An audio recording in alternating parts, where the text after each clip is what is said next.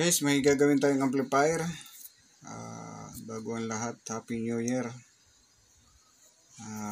January, nung ano pa ito December, kaso langanin na.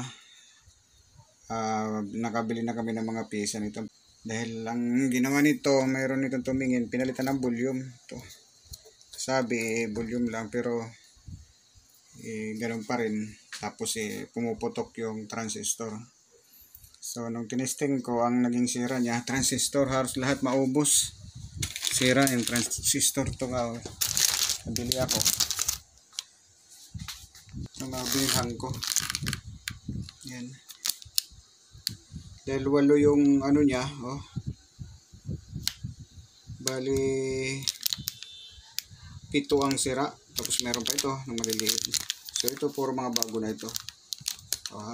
Tinisting ko lahat yung mga shorted, so isa lang ang natira na hindi sira. So ngayon ikakabit ko to para matesting din kung yun lang ba talaga ang diferensya.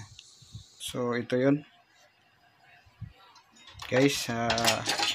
So ito yan, bali isa lang ang natira dyan na buo. Grabe. Pumuputok yung transistor nito So ito, isa lang ang buo dito. Ito lang ang buo. Ito, sira lahat yan. So kaya bumili ako ng pyesa. So ikakabit ko na ngayon itong mga bago para matesting na rin. Ito pala ang model nito guys. EB602E BT. Brand niya. Samon. So yan guys, nakabit ko na yung bagong pyesa at saka resistor. So bago natin ikabit yung mga transistor dito, kailangan mag-testing muna tayo para sure tayo na wala nang ibang sira, para hindi madama yung mga pyesa na bago. So ngayon, testing tayo. Ito na lang natin para malaman natin kung may shorted o ano. Testing muna natin yung resistor. Ito. Okay ito guys. Kung may problema pa. Yan open siya. Open. So, may problema pa dito. Tatanggalin ko muna to. Then, sukat tayo ng volta kasi dapat mayroon itong di ako nagkakamali, 0.5 volts. So, testing natin. So, yun guys, nakakabitan ko na. Testing natin kung magbabasher.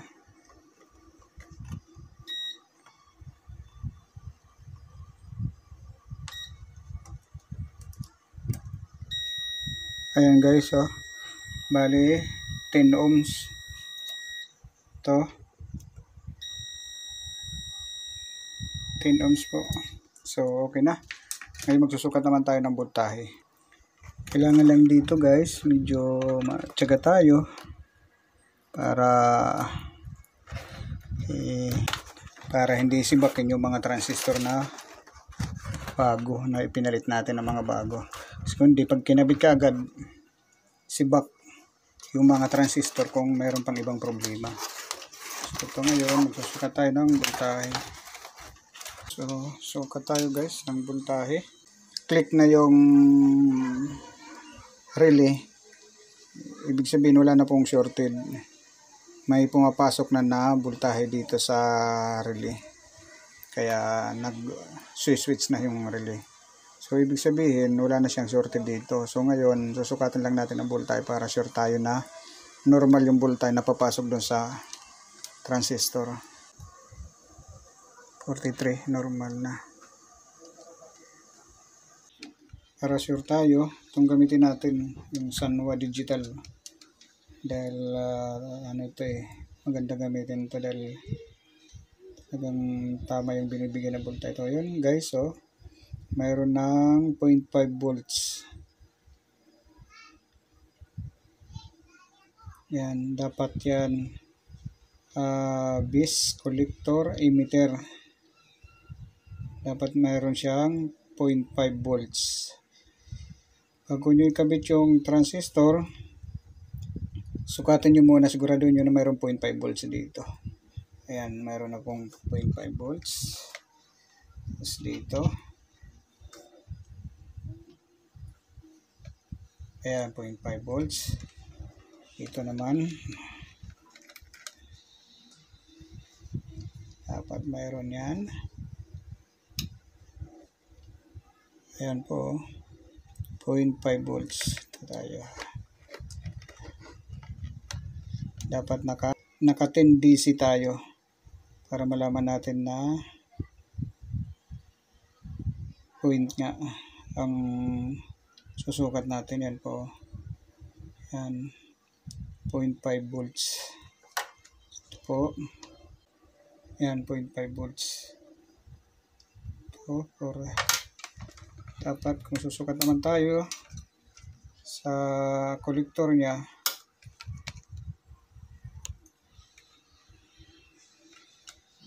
-50.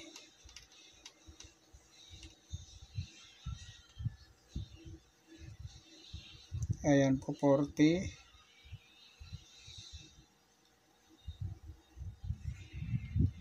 43. 44 volts. Ayan. 44 volts. Ito.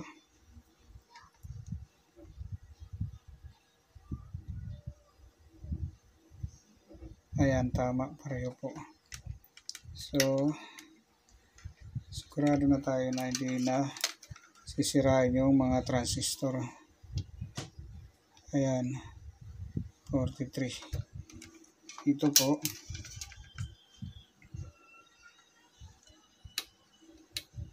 Yan, pareho-pareho na. So, ibig sabihin po, pwede na natin ikabit yung transistor. Ngayon lang po pag trouble para sure na hindi bibigay itong, hindi natin to masisira.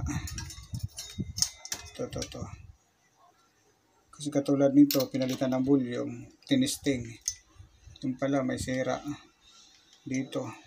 So, ito nadama eh. Pag testing nila, nung kinabit nila yung volume.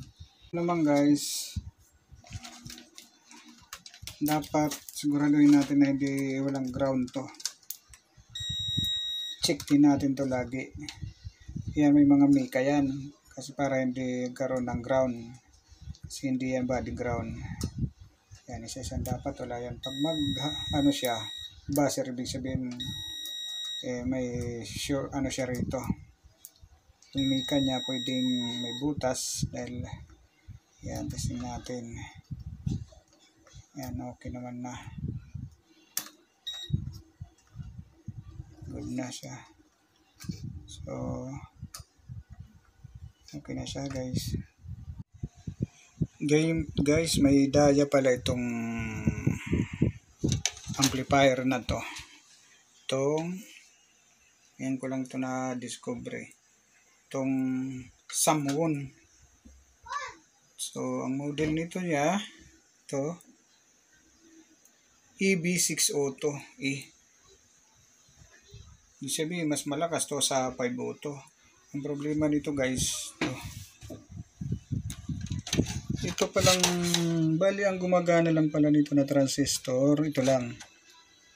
1, 2, 3, 4, 5, 6. Ito lang guys ang gumagana. Dito, ito to. So ito, props lang. Wala siyang connection o to. Wala siyang, wala nang resistor o kung saan pa nakatap. Pagdating dito, lalaman natin wala siyang connection. So, may daya rin to. Wala Ito hanggang dito lang nakakonek. Ito hanggang dito wala rin nakakonek. Ito wala rin. Wala rin Parang dito ko guys, kabilaan. So, ngayon, siguro nilagay nila para sabihin na yung transistor, yung power transistor na ginagamit nito, 8. So, 4 left and right. So, ngayon, ang ano lang nito, bali, 3 lang. 3 left and right. So, may daya rin pala itong ano na to. Ito, walang mga koneksyon, Kitang-kita naman Yun, Walang nakatap dyan na resistor. Ang akala natin Siyempre dun sa mga nabili ng amplifier, dahil hindi nila alam. Siyempre kahit na technician tayo, hindi naman to pwede buksan para malaman natin. Ang akala natin yun na yung wattage niya, na kung matas man ang wattage nito. Wala connection. So props lang tong dalawa. Bali ang gumagana lang nito 6, tatlo left and right. Medyo may kadayaan din tong na to Itong samuon na to So ikakabit ko na guys yung nasukat ko na. Dapat talaga nito yung mga baguhan na technician, magsusukat tayo ng transistor. Dapat mayroon tayong masusukat DC na 0.5 volts. BS emitter. Yan. Tulad ng tinuro ko, ganun magsukat. Huwag muna kayo pagka ibig sabihin mataas ang voltahe, ibig sabihin may ibang problema pa. Hanapin nyo lang uli, andito lang yan. So yan guys, kinabit ko pa rin. Dahil kitang-kita nyo naman wala talagang connection siya. Ito yun Wala yan. Kala mo may mga resistor na nakatap yan. Wala. Pagdating dito, wala rin ito. Wala rin connection yan. So ito, nakapatay yan. Hindi gumagana yan. Bali, ang gumagana lang ito, saka ito, tatlo lang siya, left and right. Saka ito, dito. Ito. Saka ito. Dating naman dito,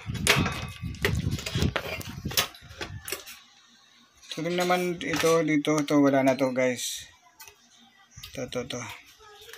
Wala yan, hindi yan gumagana. Tayo naman wala nakatap dyan ng mga resistor kaya sinusukat ko yung voltahe, wala akong masukat na voltahe dito, patay pala ito. So hindi gumagana, ito lang ang gumagana, ito lang nasukat ko. May nasukat ako dito na 0.5 bis at saka emitter, dito rin 0.5 tsaka dapat dito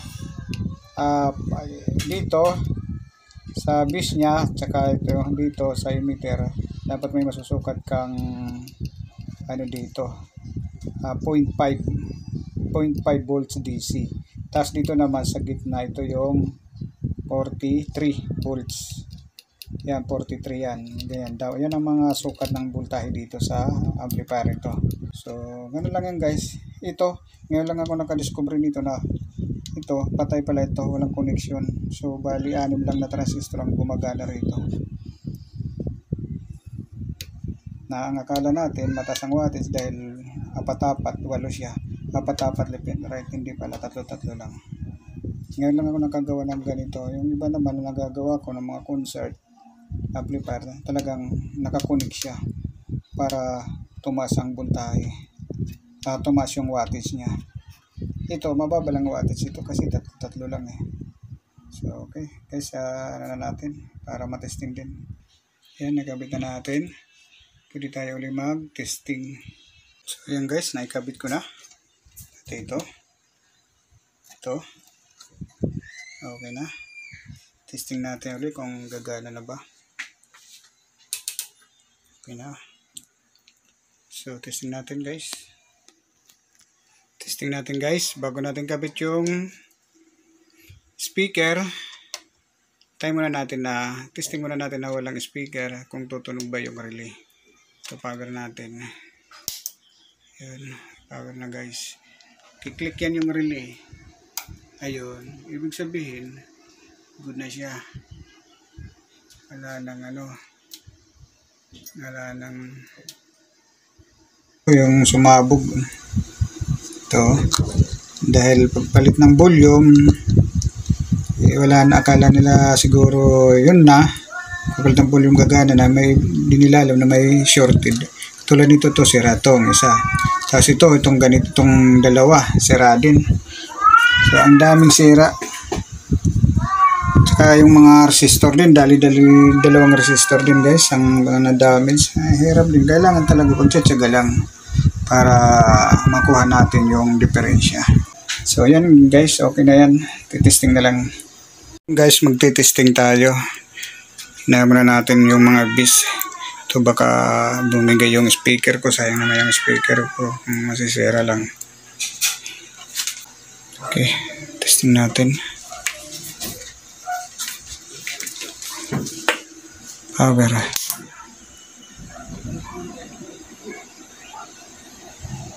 Ayun. Audio. Sasyahan na lang natin testing USB. Testing natin sa USB.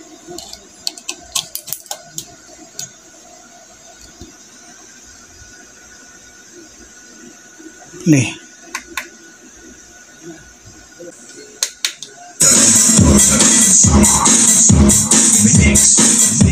Okay na guys, ha?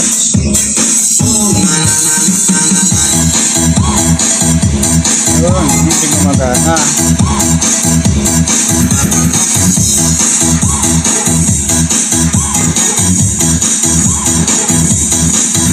May problema pa rin sa mga treble, mid-range,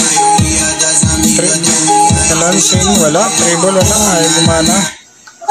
Balance, gumagana. Volume.